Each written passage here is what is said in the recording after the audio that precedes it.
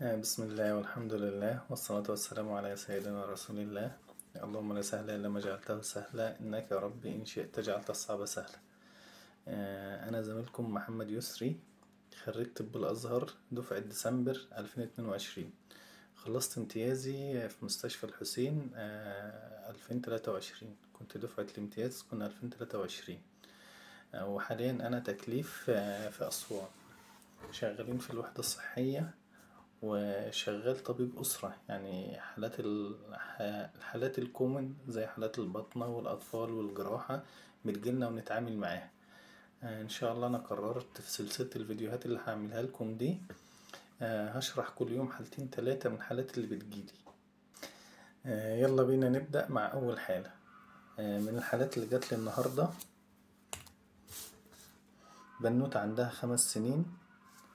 مامتها بتقول يا دكتور بنتي دايما عندها مغص مستمر، وأوقات بيكون في سيلان بينزل من بقها وهي نايمة، تمام كده، وبتهرش كتير عند فتحة الشرج، تمام، وأوقات بيكون في إسهال مع وجود تعنية، تمام كده.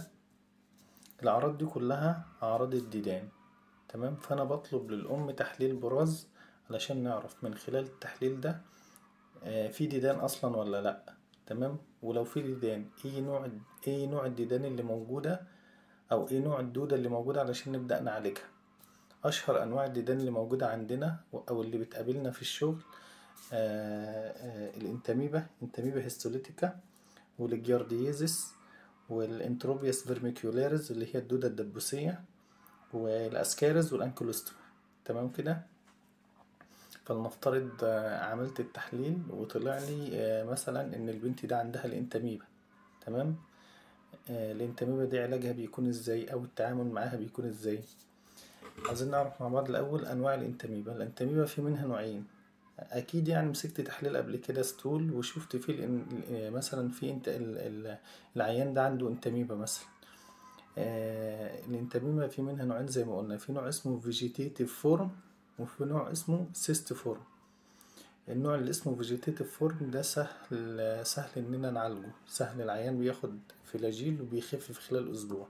النوع اللي اسمه سيست فورم ده نوع رخم شوية وما بيخفش بسهولة وعلاجه ناقص في السوق اصلا، تمام كده. طيب نوع الفيجيتيتيف فورم ده علاجه ايه؟ علاجه فلاجيل. الطفل بياخد على حسب وزن الطفل، بياخد العلاج ده 3 مرات في اليوم.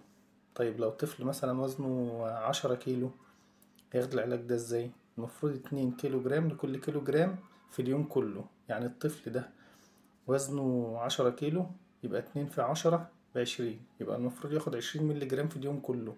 هنقسمهم على 3 مرات، يبقى ياخد 3 في 6 ب18، ياخد 6 سنتي 3 مرات في اليوم، تمام كده. ده بالنسبة للفيجيتيتيف فورم. طيب بالنسبة للسيست فورم هنوصف له علاج اسمه الفيورازول او الدايمترول، تمام. العلاج ده ناقص في السوق، بس نفترض اننا لقينا العلاج ده في الصيدلية. الجرعة هتبقى ايه بالظبط؟ هتبقى 3 مرات في اليوم برضو، الطفل هياخده 3 مرات في اليوم. طب قد ايه يعني؟ هياخد كام سنتي في اليوم؟ على حسب برضو وزن الطفل اكيد. يعني لو طفل 10 كيلو مش زي الطفل اللي 20 كيلو. الجرعة بتبقى ازاي؟ بتبقى زي ما قلنا فوق 2 كيلو جرام لكل كيلو جرام في اليوم كله. بالنسبة للفيجيتيتيف فورم العيان بيمشي على علاجه لمدة 10 أيام. 10 أيام ده بالنسبة للفيجيتيتيف فورم. بالنسبة للسيست فورم العيان هيمشي على العلاج الفيورازول أو الدايمترول ده، هيمشي عليه لمدة أسبوع بس، تمام كده. طيب نفترض لقينا اللي هو الفيورازول أو الدايمترول ده ناقص في السوق. الفيورازول والدايمترول اللي هو بنعالج بيه السيست فورم، نفترض لقيناه ناقص في السوق، هنعالج ازاي؟ او العيان هيخف من الانتاميبا دي ازاي؟ والمفروض نوصف له علاج ايه؟ بنوصف له علاج فلاجيل. بنديله فلاجيل 3 مرات في اليوم برضو لمدة اسبوع، تمام. الفيجيتيتيف فورم كنا بنديله لمدة في الفيجيتيتيف فورم كنا بنديه لمدة 10 أيام، هنا هنديه لمدة أسبوع بس، تمام كده. العيان بقى هيخلص الأسبوع ده ويقعد أسبوع ما ياخدش علاج، والأسبوع اللي بعده اللي هو تالت أسبوع هياخد فلاجيل برضه، علشان السيست دي، السيست اللي هي السيست دي في الأسبوع التاني تكون طلعت الأميبا في الأسبوع التالت. يعني مثلا أسبوع تاني عدى هوت، الأسبوع التالت تكون الأميبا الصغيرة طلعت، فاحنا نديله فلاجيل تاني يقضي على الأميبا الصغيرة دي. تمام كده؟ ده بالنسبة للفيجيتيتيف فورم. حاجة تانية بس، لو طفل واحد مثلا ظهر عنده انتاميبا، يبقى العيلة كلها تتعالج من الانتاميبا، لأن دي غالبا معدية. ده بالنسبة للانتاميبا. طيب بالنسبة للجيارديزس، ده علاجها بيكون فلاجيل برضو، فلاجيل 3 مرات في اليوم برضو، بس الجرعة بتختلف. في الانتاميبا كانت 2 سنتي لكل كيلو جرام، 2 سنتي لكل كيلو، 2 سنتي لكل كيلو 3 مرات في اليوم. هنا هتتاخد ازاي؟ 1 سنتي لكل كيلو. لا، في الانتاميبا كانت 2 سنتي لكل كيلو في اليوم كله، بعدين نقسمهم 3 مرات في اليوم.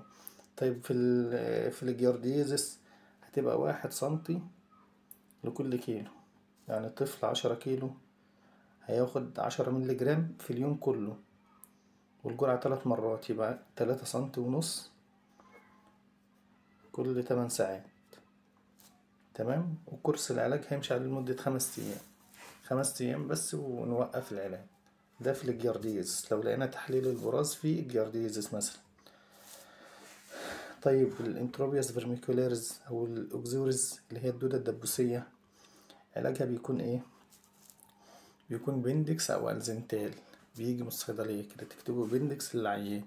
علاجه لو الطفل اقل من سنتين بياخد 10 سنتي مرة واحدة بس، 10 سنتي مرة واحدة بس، ونكرره بعد اسبوعين، نكرر الجرعة دي بعد اسبوعين.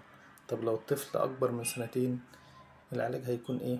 هيكون بندكس او الزنتال برضو، هياخد 20 سنتي او قرصين مرة واحدة بس، ونكرر الجرعة بعد اسبوعين برضو. تمام. ده في لو الدودة اللي طلعت عندي اللي هي الانتروبيس فيرميكوليرز اللي هي الدودة الدبوسية. طيب لو الدودة اللي طلعت عندي الاسكاريز او الانكيلوستوما، لو الدودة اللي طلعت عندي كانت الاسكاريز او الانكيلوستوما، العلاج هيبقى ايه؟ هيبقى ابندكس برضو. طب الجرعة هتبقى ايه؟ هتختلف عن الانتروبياس فيرميكوليرز اللي هي الدودة الدبوسية. لو الطفل أقل من سنتين هندوله 10 سنتي، 10 سنتي مرة واحدة بس وما نكررهاش تاني. طيب لو الطفل أكبر من سنتين هنديله 20 سنتي أو 2 قرص مرة واحدة بس وما نكررهاش تاني. بس كده، الموضوع ده يكون خلص معانا.